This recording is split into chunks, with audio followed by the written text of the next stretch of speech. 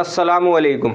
मेरा नाम है मोहम्मद शादाब और आज इस वीडियो में उतार का तरीका बताऊंगा कि किस तरह से आपने जादू का उतार करना है। और ये तरीका सूरह इखलास से बताऊंगा। जो शख्स सूरह इखलास का आमिल है उसके लिए ये तरीका बहुत ही मुजर्रब है। वो शख्स आसानी के साथ जादू का उतार कर सकता है। जिस मरीज़ के ऊपर जादू है या जादू के ज़रिए से कोई चीज़ मुसल्लत कर दी गई है तो इंशाअल्लाह इस तरीके से वो चीज़ ख़त्म हो जाएगी और उसके जादू की भी काट हो जाएगी। आपने किस तरह से करना है, सबसे पहले आपने इस नक्श को बनाना है। ये नक्श सूरह इखलास का नक्श है। बेहतर है कि अगर आमिल ने इस नक्श की ज़कात अदा कर रखी है तो फौरी तौर से ये उसके लिए काम करेगा।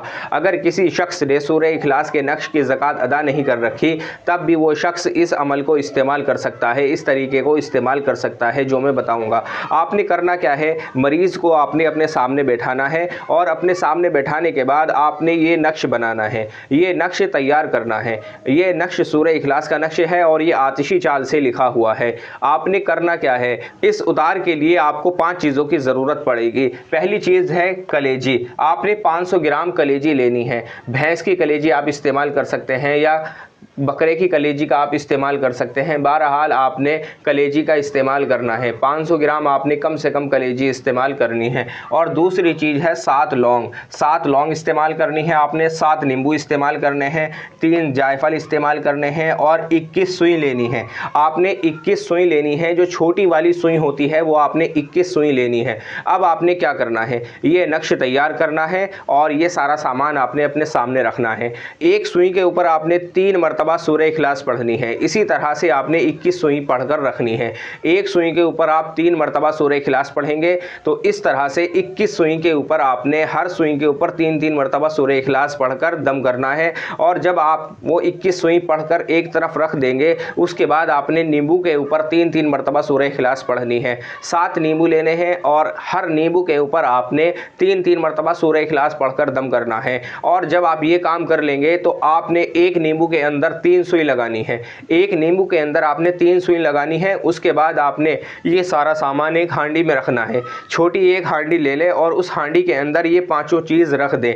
अब आपने क्या करना है, ये नक्श भी उसी हांडी के अंदर रखना है। मरीज़ का नाम, मरीज़ की माँ का नाम आप लाजमी लिखेंगे। इस नक्श की आप चाल देख लें, 786 आपने ऊपर लाजमी लिखना है। और यहाँ से इसकी चाल है 243, 244, 245, 246, 247, 248, 249, 250, 251, 252, 253, 254, 255, 256, 257, 258। मरीज़ का नाम, मरीज़ की माँ का नाम आप लाजमी लिखेंगे। आप जिस शख्स का आप उतार कर रहे हैं उसे अपने सामने बैठाएं और ये हांडी में सारा सामान रख करके उस शख्स का बायां हाथ उस हांडी के ऊपर रखवा दे।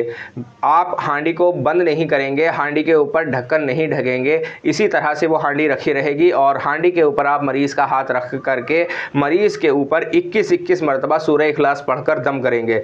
मरीज़ के ऊपर 21-21 मरतबा सूरह इखलास पढ़कर दम करेंगे। और उसके बाद इस तरह से आपने 3 मरतबा करना है। इस तरह से आपने 3 मरतबा करना है और उसके बाद उसका हाथ हटाएंगे और ये हांडी उसके ऊपर उल्टी तरफ से 7 मरतबा घुमाएंगे।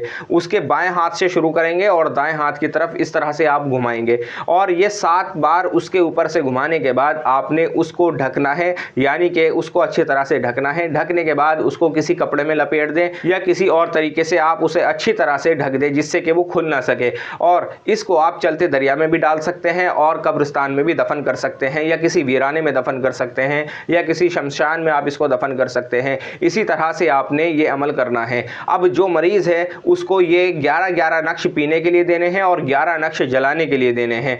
अगर किसी के ऊपर जादू के ज़रिए से जिन्नात मुसल्लत है तो उसको आपने जलाने के लिए ज़रूर देना है। और अगर किसी के ऊपर जिन्नात की हाज़िरी नहीं पड़ती, सिर्फ़ और सिर्फ जादू का मसला है, तो आपने उसको सिर्फ़ और सिर्फ पीने के लिए नक्श देने हैं, जलाने के लिए नहीं देने। आपने उसको पीने के लिए देने हैं, जलाने के लिए नहीं देने। और जिसके ऊपर जिन्नात की हाज़िरी पड़ती है उसको आपने जलाने के लिए भी देने हैं और पीने के लिए भी देने हैं। रोज़ाना 1 नक्श पिएगा और 1 नक्श रोज़ाना जलाएगा। जलाने का तरीका यह रहेगा कि फलीते की शक्ल देकर चिराग में रखकर किसी भी कड़वे तेल में जलाएं और एक वक्त मुकर्रर कर लें। अगर मगरिब के बाद जलाना है तो रोज़ाना मगरिब के बाद जलाए और इशा के बाद जलाना है तो रोज़ाना इशा के बाद जलाए। इस तरह से ये 11 दिन का अमल करे तो इंशाअल्लाह मुकम्मल तौर से जादू की काट हो जाएगी।